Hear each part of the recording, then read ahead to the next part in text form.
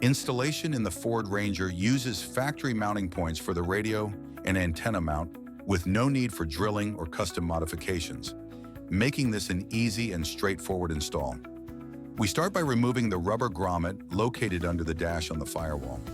It's tension fitted, so a good tug on it will loosen it. Next, we will add a small cut to the grommet to pass the power and antenna cables through as shown here. Now we need to feed the power and coax cable under and behind the center console. Begin by popping out the plastic cover as shown here. Then, loosen the bolt using a 7mm socket. Do the same thing on the passenger side. With the plastic panels of the center console loosened, begin passing the power and coax cable under the panel as shown here. Once it's fed through to the other side, we'll pull the cables back and out of the way for a clean cable run. Be sure to secure the cables up and out of the way of the brake and gas pedals using soft tie R-wraps.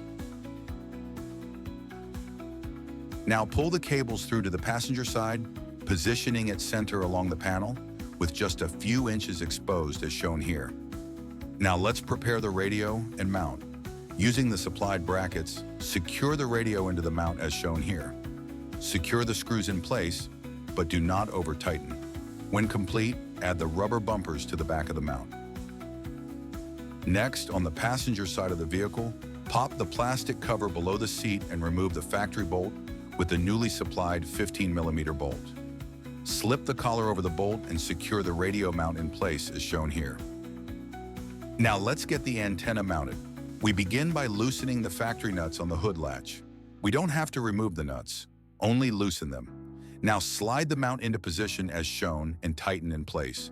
Seen in our installation and completely optional, we applied blue painter's tape around the edges of the hood and panels just to add a layer of protection during installation.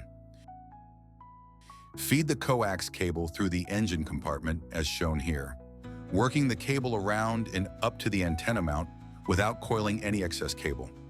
As you can see here, we routed the cable and then secured it in place with a couple of soft tie R-wraps. R-wraps are reusable, adjustable, and can be trimmed to any length. Don't be shy about using as many as needed to secure your cables and provide a clean installation. With that complete, secure the NMO nut to the mount as shown. Note our recommended method to securing the nut. By holding the wrench vertically as shown, it reduces the tension on the soft metal nut. It'll provide enough force to secure the nut without stripping it. Now screw on the antenna and hand tighten. Lastly, we need to connect the power. With the Ford Ranger, we have two options.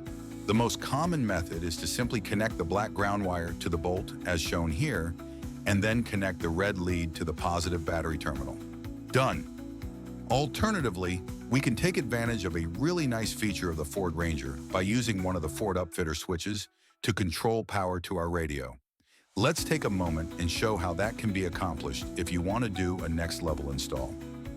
After attaching the black ground wire, route the red power cable up towards the battery as shown here. Next, cut the ring terminal on the power lead, strip the wire and attach a bullet connector. Near the battery, there's a factory wire loom with multiple power cables. Locate the single blue and orange power lead. There are several color power leads with each lead connecting to a different switch with different power levels, so it's important we use the blue and orange lead shown here. Next, strip the end of the wire and attach a female bullet connector. Crimp the end and using a heat gun or hair dryer, shrink the end to secure it in place. Just as a side note, if you don't have a heat gun, using a hair dryer will work, but it will take just a little longer to heat and shrink. With that complete, connect the red power lead to the blue and orange lead. Regardless of how you choose to power your radio, we need to wrap up the rest of the installation. Connect the power lead and coax cable to your radio, and then tuck the cables up under the panel to clean up your installation. Next, reattach the screws and plastic covers on both sides of the center panel. Turn the power on directly on the radio. And if you chose to use the upfitter switch option in your installation, flip the aux2 upfitter switch and your radio should power on immediately. With that, your installation is complete. It's always best to test radio performance in an outdoor open area. As always, Rugged Radios stands by to help with any questions you have.